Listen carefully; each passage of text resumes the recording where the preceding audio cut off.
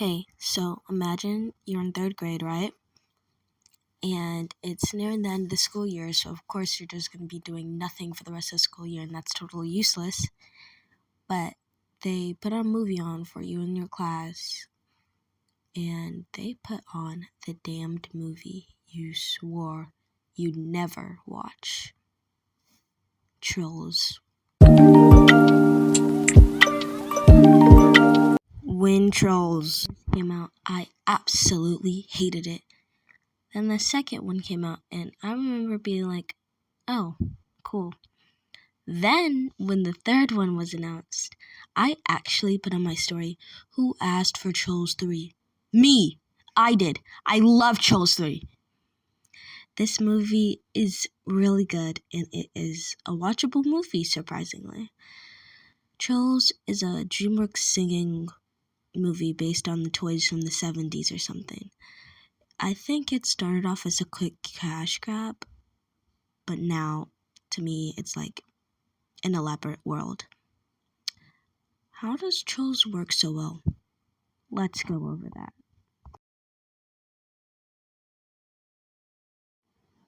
First reason why I think it works because of the characters and how they develop.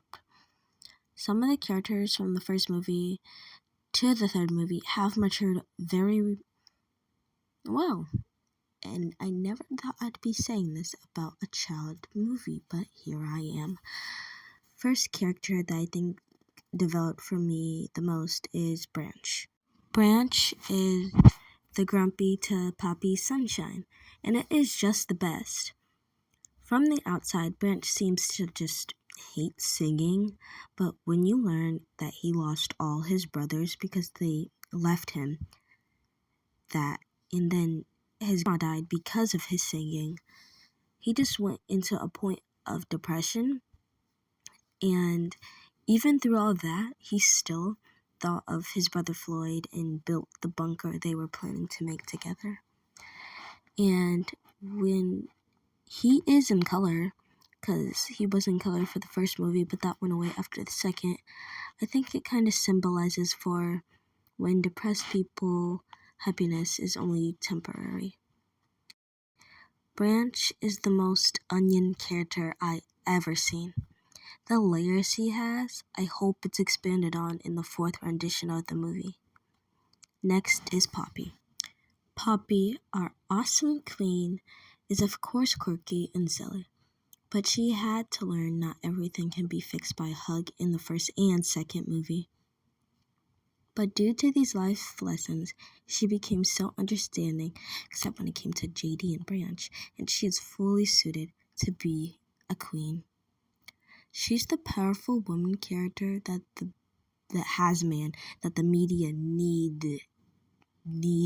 Oh my gosh, I can't speak. Needed and needs.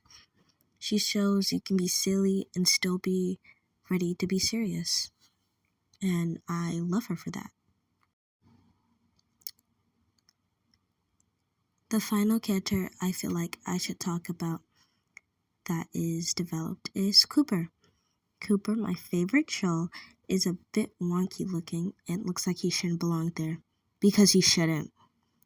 He's not a pop troll. He's a giraffe troll or a funk troll. And in the second movie, he goes on a journey to find where he's from. And he ends up finding his family.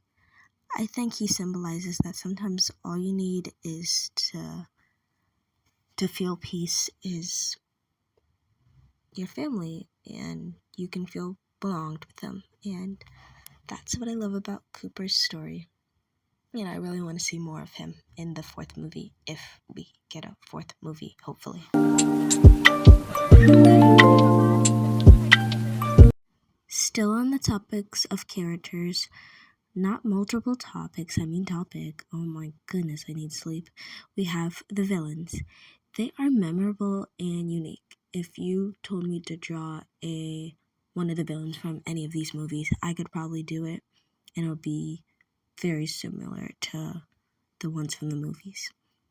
And the reason of this being, whatever, the reason is because they have a purpose, and every one of them can be sympathized in a sense.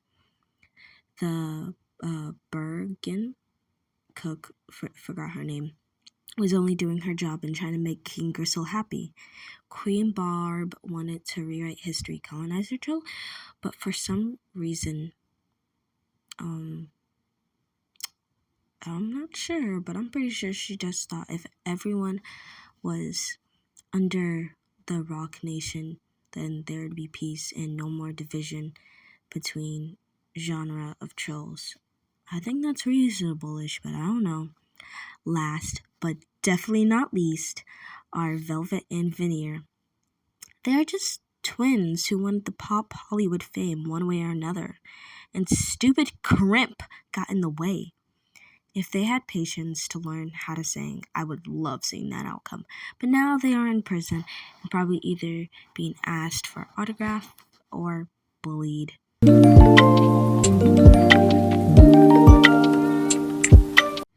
Another good thing about Trolls is the oldies who watch it or might watch it with their grandchildren and would probably be familiar with some of the toys. Obviously, the Trolls are based off the Trolls, but with clothes and no tail. And one thing they added was they can control their hair like an extension of their body.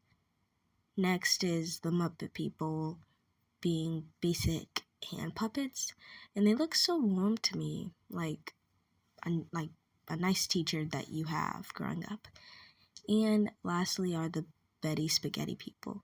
They look so shiny and bendy, and they look so animated, which is also what Mummy Longlegs is based off of, but that's a whole different fandom. It's such an awesome idea to have a whole bunch of old toys in a singing-themed movie, and I can't wait to see what new child's toy we get to see next. The world around all these characters is so colorful and interactive, and a big part of why it's such a good movie. It looks like a child's arts and crafts section or play area, and the creatures look like the writers just doodled their best ideas of what a child would love, or they went to an actual child to draw animals. There is so much color in this movie, it could cure a sad beige child's colorblindness, and it's a very diverse in the different areas that are for those areas. The Funk Vibe City is so swirly and glittery, and I love it. The Country Flats is so unique and perfectly captures that Wild West theme, and as a person with a natural country accent, this heals me. The techno trolls living in the ocean is so cool, especially with their fish design. It's like they party all day and never sleep, like how some fish don't sleep. Also, the classical trolls living in the clouds because they have angelic music, and the music notes being a part of the clouds is an awesome touch. Finally, the rock trolls living in volcanic mountains because they are so hardcore and risk anything for their music. It's just so no words can describe how much I love where they live, reflect off their personalities and music types. It's just all so unique and creative. I love it so much, and this movie is just epic. And I haven't used that word in a while.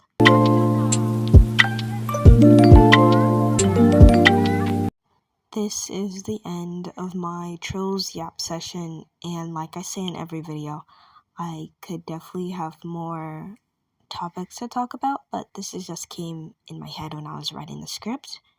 So I hope you enjoyed. I'm Bewarb. Subscribe for weekly uploads. Thank you.